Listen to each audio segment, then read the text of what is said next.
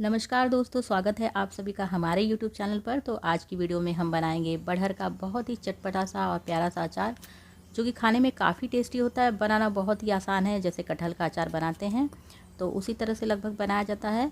और ये कटहल के अचार से भी ज़्यादा टेस्टी बन के तैयार होता है। ये समझ लीजिए कि कटहल का कज़िन भाई है। अच्छे वाले ताज़े और फ्रेश बड़हर जो है जून के महीने में मिलते हैं। जून के महीने में जिस बड़हर से आप अचार बनाते हैं, काफ़ी टेस्टी अचार बन के तैयार होता है और जल्दी ख़राब नहीं होता है, क्योंकि इस महीने में ये अचार के लायक एकदम पक के तैयार हो गया होता है। न ये बहुत कच्चा रहता है, न बहुत पका रहता है। उस समय जब ये कच्चा होता है तो इसका स्वाद खट्टा होता है, इसलिए अचार बनाते समय इसमें अलग से आमचूर पाउडर या खटाई मिलाने की ज़रूरत नहीं होती है। हाँ, पकने के बाद ये थोड़ा सा खट्टा मीठा सा लगता है। और इसका अचार तो बहुत ही टेस्टी बन के तैयार होता है। एक बार बना के रख लीजिए, साल भर खाइए, बिल्कुल भी ख़राब नहीं होगा और आपके खाने के स्वाद को बढ़ा देगा। तो इसे बनाने के लिए मैंने यहाँ पर 1 किलो पूरे बड़हर ले रखे हैं। अब इन बड़हर को मैं अच्छी तरह से धो के साफ़ कर लूँगी। आप हो सके तो इसे 1 घंटे पानी में भिगा दीजिए, ताकि ऊपर की गंदगी अच्छे से निकल जाएगी।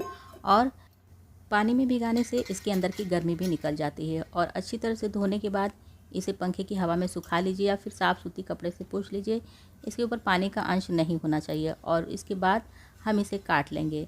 तो इसे काटने के लिए थोड़ा सा हाथ में, और जिससे भी आप चाकू से काट रहे हैं या फिर किसी और चीज़ से काट रहे हैं, तो उसमें थोड़ा सा तेल लगा लीजिए, क्योंकि ये कटहल की तरह से ही थोड़ा सा दूध छोड़ता है, जिसकी वजह से हाथों में दूध लगने का और जिसे काट रहे हैं उसमें दूध लगने का डर होता है। तो इसे काटने के लिए मैंने पहसुल का इस्तेमाल किया है। हमारे गांव में तो इसको पहसुल ही बोलते हैं। आप लोगों के यहाँ क्या कहते हैं, नीचे कमेंट करके ज़रूर बताइएगा। और इस पहसुल में भी मैं तेल लगा ले रही हूँ, ताकि जो इसमें से चिपचिपा पदार्थ निकलेगा वो इस पहसुल में लगेगा नहीं। और इस तरह से एक बड़हर उठाना है और हल्के से बीच में से कट लगा लेना है। ये बहुत ही नरम होता है, आप चाहें तो इसे चाकू से भी काट सकते हैं। ये बिल्कुल कटहल की तरह से ही होता है। कटहल बड़ा बड़ा होता है और ये छोटा छोटा होता है। बस कटहल का स्वाद खट्टा नहीं होता है, इसका स्वाद बहुत खट्टा होता है। जब ये कच्चा होता है तो बहुत खट्टा होता है, इसलिए इसका अचार काफ़ी टेस्टी बन के तैयार होता है। और आप चाहें तो इसमें के बीज निकाल सकते हैं, और अगर आपका नहीं मन है तो आप नहीं भी बीज निकाल सकते हैं। बीज के साथ भी इसको बना सकते हैं, कोई दिक्कत नहीं है, कोई परेशानी नहीं है। और इसको अपने मन पसंद आकार में काट लेना है। जैसा छोटा बड़ा टुकड़ा आपको अचार का रखना है, उस हिसाब से आप इसमें कट लगा सकते हैं।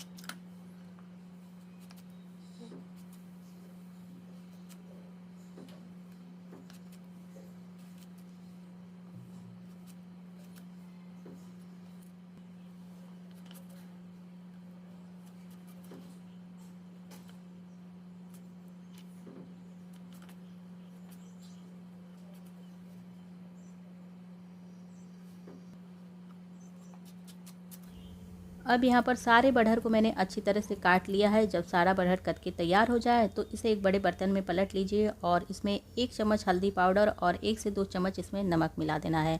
हल्दी और नमक डालने के बाद अच्छी तरह से पूरे बड़हर की फाकियों में अच्छी तरह से मिला देना है। इस तरह से हाथों से मिलाइए, या फिर आप चाहें तो थोड़ा सा इसे उछाल उछाल कर भी मिला सकते हैं।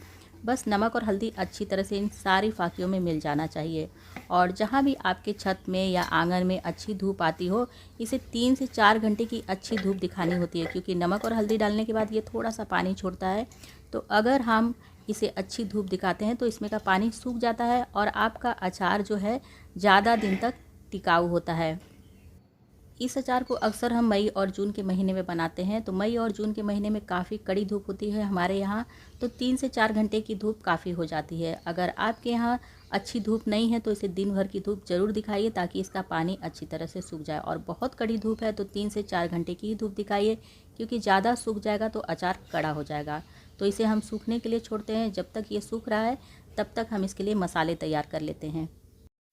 मसाला तैयार करने के लिए सबसे पहले एक मोटी तली की कढ़ाई ले लेनी है और इस कढ़ाई में यहाँ पर मैंने आधा छोटा चम्मच मेथी के दाने का इस्तेमाल किया है। मेथी का दाना बहुत ही कम लेना है क्योंकि मेथी का दाना ज़्यादा हो जाता है अचार में तो अचार का स्वाद कड़वा हो जाता है। और इसी चम्मच से यहाँ पर मैंने 2 छोटे चम्मच सौंफ के दाने का इस्तेमाल किया है। तो चम्मच आप देख सकते हैं घर में जो हम लोग खाने के लिए यूज़ करते हैं उसी का मैंने यूज़ किया है ताकि आपको समझने में आसानी होगी। और इसी चम्मच से यहाँ पर 2 चम्मच धनिया के बीज है। ये सारे मसाले मैं 1 किलो बड़हर के अचार के लिए तैयार कर रही हूँ। इसी तरह से आप 1 किलो आम का अचार बना सकते हैं और भी आप कोई अचार बनाना चाहते हैं तो इस तरह से मसाले तैयार करके बना सकते हैं। यहाँ पर इसी चम्मच से मैंने 2 चम्मच जीरे का इस्तेमाल किया है। अब इन मसालों को मीडियम फ्लेम पर 2 से 3 मिनट के लिए भून लेना है। इन मसालों को बहुत ज़्यादा नहीं भुना जाता है, बस हल्का सा भुना जाता है, हल्की सी खुशबू उठाई जाती है, हल्का सा कुरकुरा किया जाता है। तो अचार का स्वाद जो होता है मसाले भुनने के ऊपर भी डिपेंड होता है। बहुत ज़्यादा अगर हम भून देते हैं तो मसाले जल जाते हैं और अपने अचार का टेस्ट कड़वा हो जाता है। तो लगभग 5 मिनट के करीब हो गए हैं मसाले भूनते हुए। मसाले हमारे भून चुके हैं, इसमें की नमी अच्छी तरह से निकल चुकी है। अब यहाँ पर गैस को बंद कर देना है और इन मसालों को गैस पर से उतार लेना है। तो अभी कढ़ाई हमारी काफ़ी गर्म है तो इसी में मैं यहाँ पर 4 चम्मच सरसों के दानों का इस्तेमाल कर ले रही हूँ। ये मोटी वाली सरसों है और अगर आपके पास ये मोटी वाली नहीं है तो आप पीली वाली सरसों का भी इस्तेमाल कर सकते हैं। और अब यहाँ पर स्वाद के अनुसार इसमें लाल मिर्च मिला देना है। तो ये सब मसाले थोड़े से गरम मसालों में मिलाने पर ये भी कुरकुरे हो जाते हैं सारे मसालों के साथ, क्योंकि कढ़ाई अभी हल्की गर्म है। और जब भी आप अचार वगैरह बनाइए तो मैं आप लोगों को सजेस्ट करूँगी कि खड़े मसाले से बनाइए। खड़े मसालों से काफ़ी अच्छा टेस्ट आता है आपके अचार का। जैसे दादी नानी वगैरह पहले बनाती थी, वो लोग खड़े मसालों का यूज़ करती थी तो काफ़ी अच्छा टेस्ट आता था अचार का। और अब यहाँ पर हमारा जो मसाला है ठंडा हो चुका है, इसे मिक्सी के जार में डाल के थोड़ा सा दरदरा ही पीस लेना है, क्योंकि अचार वगैरह के मसाले थोड़े दरदरे होते हैं तो अच्छे लगते हैं। मैं मसाले के साथ ही हींग भी पीस लेती हूँ, इससे हींग अच्छी तरह से पीस भी जाते हैं और सारे मसालों में अच्छी तरह से मिल जाते हैं। अगर आपके पास पाउडर वाला हींग है तो आप इसे बाद में भी डाल सकते हैं। मेरे पास ऐसा वाला हींग था इसीलिए मैं मसालों के साथ ही पीसती हूँ। तो यहाँ पर आधा छोटा चम्मच मैंने हींग भी लिया है। ये काफ़ी स्ट्रांग होता है, बाज़ार वाला इतना स्ट्रांग नहीं होता है, तो 1 चम्मच आप ले सकते हैं। और यहाँ पर मसाले हमारे पीस के तैयार हो चुके हैं। मसाले पीसते समय थोड़ा सा ध्यान देना है, मिक्सी के जार को लगातार नहीं चलाना है, एक बार चला के रोक लेना है, एक बार चला के रोक लेना है। तो ऐसे पीसेंगे तो आपके मसाले इस तरह से दरदरे पीस के तैयार हो जाएंगे। और इस तरह का मसाला बना के आप रख भी सकते हैं, जब भी आपका अचार बनाने का मन करे आप इससे बना लीजिए अचार। तो मसाले हमारे बिल्कुल तैयार हैं और अब लगभग 3 से 4 घंटे के करीब हो भी चुका है। तो हम देखते हैं कि हमारा बड़हर भी अच्छी तरह से सूख चुका है, एकदम अचार बनाने के लायक हो चुका है। देखिए इसमें का पानी बिल्कुल सूख चुका है। अचार बनाने के लिए हम सरसों के तेल का यूज़ करेंगे, तो जब भी आप अचार बनाइए सरसों का तेल यूज़ करिए, काफ़ी अच्छा टेस्ट आएगा आपके अचार का। तो यहाँ पर मैं 150 से 200 ml के करीब सरसों का तेल गरम कर ले रही हूँ। इस तेल को अच्छा गरम करना है मीडियम फ्लेम पर, एकदम धुएँ वाला। जब तेल एकदम अच्छा गरम हो जाए तो गैस को बंद कर दीजिए और तेल को नीचे उतार लीजिए। तेल जब हल्का हल्का गर्म रहे तभी इसमें कुछ मसाले मिलाने होते हैं। यहाँ पर मैंने आधा छोटा चम्मच अजवाइन लिया है और इसी चम्मच से आधा छोटा चम्मच यहाँ पर मंगरेल या फिर इसे मैंगरोली सीड या फिर कलौंजी भी कहा जाता है। इसे थोड़ा सा रगड़ के तेल में डाल देना है और डालने के बाद जो मसाले हमारे पीस के तैयार हुए हैं वो भी इसमें डाल देने हैं। तो तेल हल्का गरम रखना है, क्योंकि हल्के गरम तेल में अब जब ये मसाले हम डालेंगे तो ये मसाले एकदम अच्छी तरह से पक जाएंगे। और अगर आपको अपने अचार में बाज़ार वाला कलर चाहिए, जो बाज़ार से हम लाते हैं एकदम चटपटा रेड कलर का होता है, तो इसमें थोड़ी सी कश्मीरी लाल मिर्च पाउडर का भी आप यूज़ कर सकते हैं। तो यहाँ पर मैंने 1 से 2 चम्मच के करीब कश्मीरी लाल मिर्च पाउडर डाला है। ये तीखी बिल्कुल भी नहीं होती है, इसे कलर के लिए ही यूज़ किया जाता है। और सारे मसालों को एकदम अच्छी तरह से चला चला कर मिला देना है।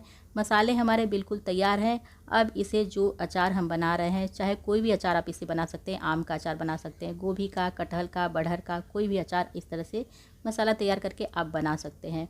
तो सारे मसालों को अच्छी तरह से ऊपर डाल देना है और डालने के बाद एकदम अच्छी तरह से चला चला के मिला देना है। नमक हम बाद में डालेंगे, क्योंकि नमक हमने पहले भी बड़हर को सुखाते समय डाला था, तो सारे मसाले डालने के बाद हमें अंदाज़ा मिल जाएगा कि कितना नमक डालना है। अचार में नमक वगैरह थोड़ा चटपटा ही डाला जाता है, तो अपने स्वाद के अनुसार नमक डालिए, थोड़ा सा बढ़ा के डालिए, लेकिन ध्यान भी देना है क्योंकि पहले भी नमक पड़ा है तो उसी हिसाब से नमक डालिए, क्योंकि नमक जब ज़्यादा हो जाता है अचार में तो कम करने में दिक्कत हो जाती है। अब सारे अचार को इस मसालों में मिला लेना है अच्छी तरह से और ये अचार हम लोग का बिल्कुल बन के तैयार हो चुका है। बस अब इसमें थोड़ा सा सिरका मिला लेना है, या फिर इसे वाइट विनेगर भी बोलते हैं। इससे अचार लंबे समय तक टिकाऊ होता है, ख़राब नहीं होता है जल्दी। अगर आपके पास बाज़ार वाला सिरका नहीं है, घर का गन्ने का सिरका है या जामुन का सिरका है, तो वो भी आप अचार में डाल सकते हैं। बाज़ार से जो हम अचार ख़रीद के लाते हैं उसमें भी इस तरह का सिरका मिलाया होता है, इसीलिए कम तेल में भी वो लंबे समय तक ख़राब नहीं होता है। अब सिरका डालने के बाद भी अच्छी तरह से चला के मिला देना है। तो 1 किलो अचार में 1 ढक्कन सिरका काफ़ी हो जाता है। तो अचार हमारा बिल्कुल बन के तैयार हो गया है, लेकिन अभी इसको खाया नहीं जा सकता क्योंकि अचार को सेट होने में कम से कम 10 से 12 दिन का समय लग जाता है। तब तक ये फांकियाँ गल भी जाती हैं। अब इस अचार को किसी भी कांच के बॉटल में आप रख दीजिए, क्योंकि कांच के बॉटल में रखने से अचार लंबे समय तक सुरक्षित रहता है। तो कांच की बॉटल को अच्छी तरह से धो के सुखा लेना है, और सुखाने के बाद इसमें अचार को भर लेना है अच्छी तरह से। अचार को भरने के बाद आप चाहें तो इसमें सरसों का तेल अच्छी तरह से गर्म करके फिर उसे ठंडा करके ऊपर तक तेल भर दीजिए। तेल ऊपर तक भरा होता है तो अचार जल्दी ख़राब नहीं होता है।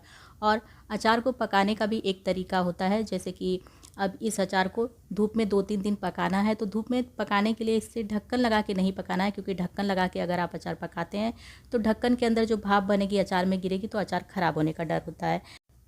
एक महीन साफ सूती कपड़ा ले लीजिए और उससे अचार को ढक दीजिए, और इस पे एक रबर बैंड लगा दीजिए। और जहाँ भी आपके आंगन में छत पे अच्छी धूप आती हो, 3 से 4 दिन की अच्छी धूप दिखाइए, दिन में धूप दिखाइए और शाम को उठा लीजिए इस अचार को। धूप में अच्छी तरह अचार पकने के बाद और भी टेस्टी हो जाता है। तो उम्मीद है कि आज की वीडियो आप लोगों को पसंद आई होगी। अगर ये वीडियो आप लोगों को थोड़ी सी भी पसंद आती है तो वीडियो को लाइक, शेयर, कमेंट करना बिल्कुल भी ना भूलिए। चैनल पे नए हैं, मेरी और भी रेसिपी देखना चाहते हैं तो चैनल को सब्सक्राइब कर लीजिए। तो मैं आप लोगों से मिलती हूँ किसी अगली नई रेसिपी के